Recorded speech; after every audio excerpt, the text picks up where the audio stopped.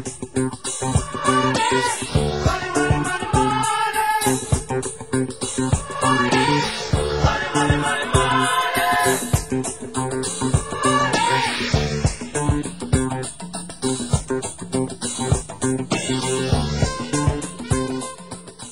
the recent 3 months project you were involved in, I understand that you have not heard from your client for 2 months.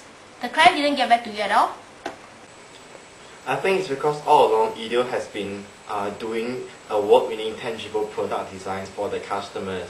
But in this case of IDEO versus Siemens, instead of giving product designs in the form of the final product, they are doing a strategic intangible service in coming up with designs instead. So this does not match with the firm's strategic position and organizational capabilities. I think this is because of a lack of communication that led to us not being able to understand the organizational culture of the company, as well as how much change they were willing to undergo to seize the opportunities.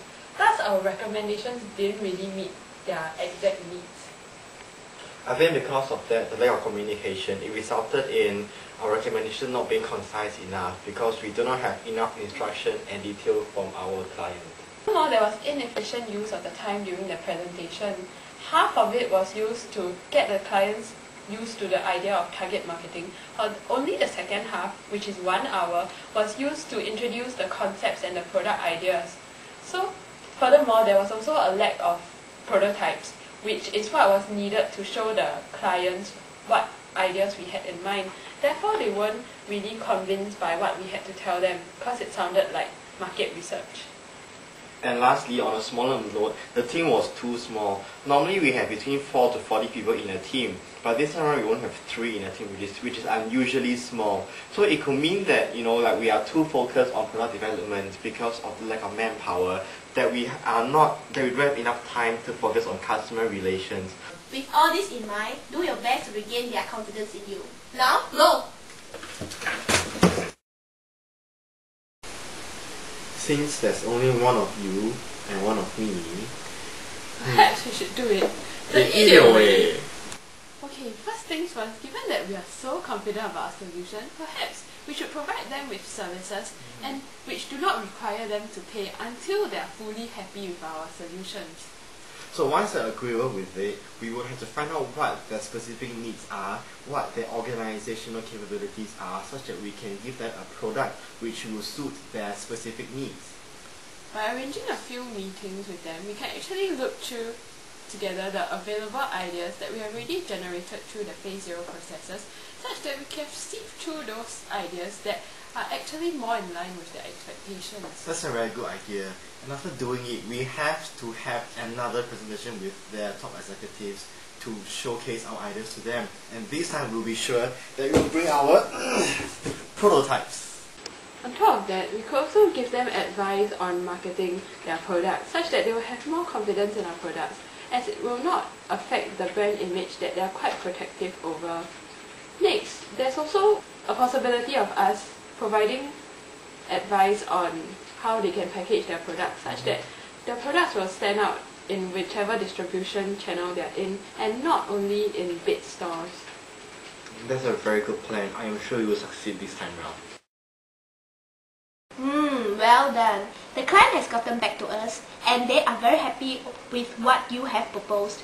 As an important criteria in my selection process for team leader, I would like you to chart a path to more effective phase 0 engagement in the future. We feel that there has to be some improvements made to the individual phases. Like for phase 0A, IDEO has to find out what exactly the clients want and what their requirements are.